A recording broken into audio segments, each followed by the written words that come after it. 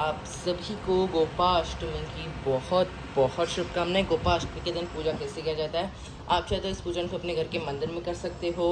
यदि आपके पास गाय है ना असली वाली, तो आप उनके सामने भी कर सकते हो, या गौशाला में जाके भी इस पूजन को कर सकते हो। या नहीं कर पा रहे तो फिर आप घर में कोई भी गाय की फ़ोटो या मूर्ति ले लेना। अगर आपके घर पे गाय है तो उनका पूजन भी आप कर लेना, ठीक है। यदि आप, मैंने दिखा है, चौक या पाटा लेना, उसके ऊपर लाल कलर का वस्त्र बिछा लेना, गौ माता को स्थापित करना। कृष्णा जी के कोई भी स्वरूप को आप स्थापित कर सकते हो, ठीक है। लड्डू गोपाल को करो क्यों ज़्यादा अच्छा है, क्योंकि गोपाष्टमी इसके लिए बनाई जाती है कि गोपाल जी ने पहली बार गायों को चराने के लिए ले गए थे, ठीक है। फिर हम चौकी के ऊपर गौ माता को स्थापित करेंगे, चावलों का आसन देके, फिर कृष्ण जी को भी और गणपति जी को। अगर आप मंदिर में पूजा करें तो फिर गणपति जी तो पहले से वहाँ पे विराजित रहेंगे, ठीक है। तो हम उनको स्थापित कर देंगे। फिर हम एक दीपक रखेंगे और दीपक को भी हम प्रज्वलित कर देंगे, ठीक है। उसके बाद हम है ना, एक, अगर आपके पास आचमनी कप है तो आप आचमनी कप से, या एक कटोरी और एक चम्मच लेके आपको आचमनी करनी होती है, ठीक है। मैंने नहीं किया है, मैंने सिर्फ लोटे से की है, तो आप देख लेना अपना। जब हम 3 बार जल पिएंगे, ठीक है, और चौथी बारी में अपना हाथ धो देंगे, ठीक है। उसके बाद हम एक लोटा जल रखेंगे और एक फूल की सहायता से हम ऐसे छींटे मार देंगे, भाव स्वरूप में स्नान करा देंगे, ठीक है। अगर आपके पास फूल ना हो तो फिर आप कुशा से या थोड़े से हाथ में जल लेके भी आप फेर सकते हो, ठीक है। उसके बाद हम कलावा गणपति जी को हम चढ़ाएंगे वस्त्र स्वरूप में, ठीक है। गणपति जी को कलावा समर्पित कर देंगे और गौ माता को चुनरी समर्पित कर देंगे। यदि आपके पास चुन्नी ना हो तो फिर आप गौ माता को भी आप कलावा ही समर्पित कर सकते हो, ठीक है। उसके बाद सबसे पहले हम गणपति जी का पूजन करते हैं। तो गणपति जी को भी हम रोली से तिलक करेंगे, रोली से, हल्दी से और थोड़े से चावल समर्पित कर देंगे। चंदन से भी आप तिलक कर देना, ठीक है। फिर अभी हम गौ माता को भी रोली से तिलक करेंगे। यहाँ पे ये देखो, गौ माता के मेरे यहाँ पे कृष्ण जी बने हैं। आप चाहे तो इन्हीं में ही आप पूजन कर सकते हो, या फिर आप चाहे तो मेरे जैसे लड्डू गोपाल जी को अलग से भी स्थापित कर सकते हो। फिर हल्दी से, चंदन से और फिर चावल अभी हम समर्पित कर देंगे। फिर लड्डू गोपाल जी को भी वैसे ही कर देंगे, या कृष्ण जी को भी, ठीक है। उसके बाद हम सभी को फूल समर्पित कर देंगे, ठीक है। यदि आपके पास फूल हो तो बहुत अच्छी बात है, ना हो तो बिना फूलों के भी आप इस पूजन को कर सकते हो, ठीक है।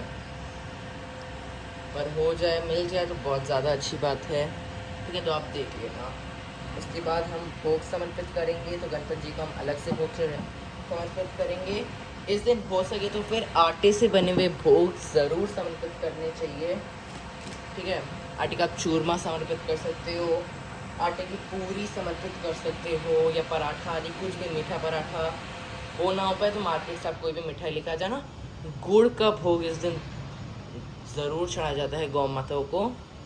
और जो हमने अलग से जो भोग समर्पित किया है उसके अंदर हम तुलसी का पत्र डालेंगे, और हम एक लोटा जल भी भोग के स्वरूप में रखेंगे, ठीक है। आप चाहे तो दोनों भी रख सकते हैं, गणपति जी के लिए भी और गौ माता के लिए भी, या फिर आप एक ही रख देना, उसके अंदर आप तुलसी पत्र डाल देना, ठीक है। फिर अभी हम सभी को इत्र लगा देंगे।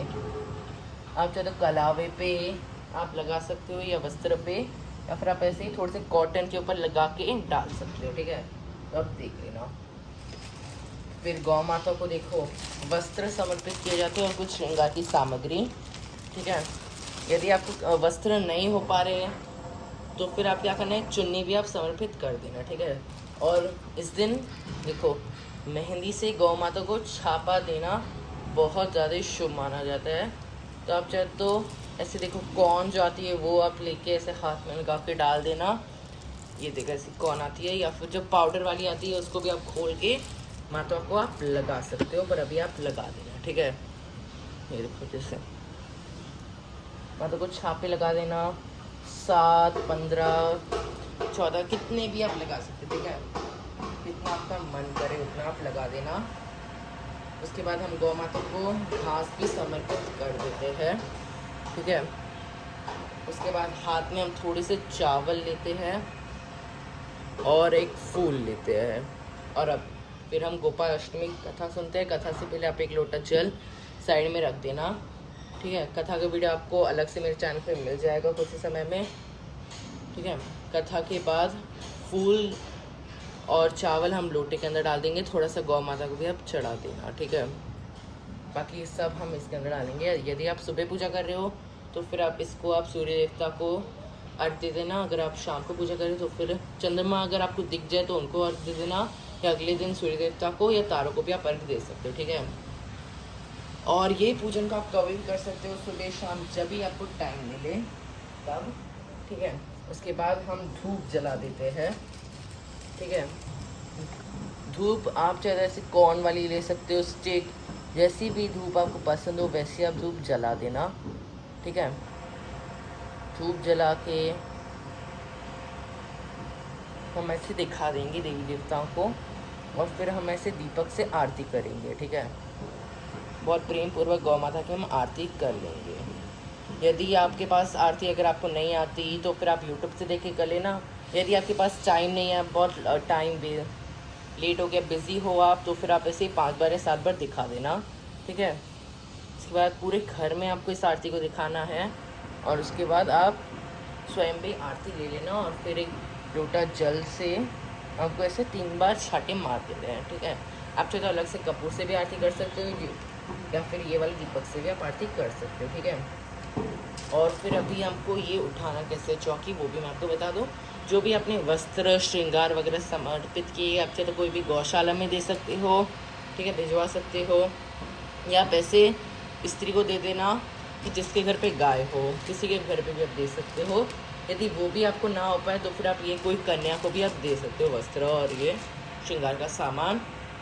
भोग आप चाहे तो गौ माता यदि आपको मिल जाए तो फिर आप उनको समर्पित कर देना, नहीं तो फिर आप जो आप इसके साथ भेंट करोगे ना कपड़े के साथ, उसके साथ थोड़े थोड़े डाल देना, और थोड़ा अपने घर के लिए अपने बच्चों को भी खिला देना, ठीक है। ये लोटे का तो मैंने बता ही दिया था। और जब दीपक शांत हो जाए फिर ही आपको करना है। और फिर गौ माता की आपको जो मूर्ति है, यदि आपने नॉर्मली घर पे जैसे गौ माता है आपके पास, या आपने गौशाला जाके की है, तो फिर वो पूजन के बाद बस आपको पूजन करके आ जाना है, ठीक है ना। तो यदि आपको कोई भी सवाल है तो फिर आप कमेंट्स बॉक्स में ज़रूर पूछ लेना, या अगर आपको वीडियो अच्छा लगा तो फिर मेरे चैनल को सब्सक्राइब करना, इस वीडियो को लाइक करना, ज़्यादा ज़्यादा शेयर करना, ठीक है। जय गोपाल अष्टमी। और गोपाल अष्टमी कब है, ठीक है, वो सब मैंने अभी टाइटल में डाल दिया है, ठीक है। मेरे यहाँ पे एक प्रॉब्लम हो गया है, क्योंकि मेरे यहाँ पे थंबनेल लग ही नहीं पा रहा है। मैंने हर वीडियो में थंबनेल लगाया पर उसमें थंबनेल आ ही नहीं पा रहा है, तो मैंने टाइटल में ही डेट दे दिया है, ठीक है। जय गोपाल, जय गौ माता।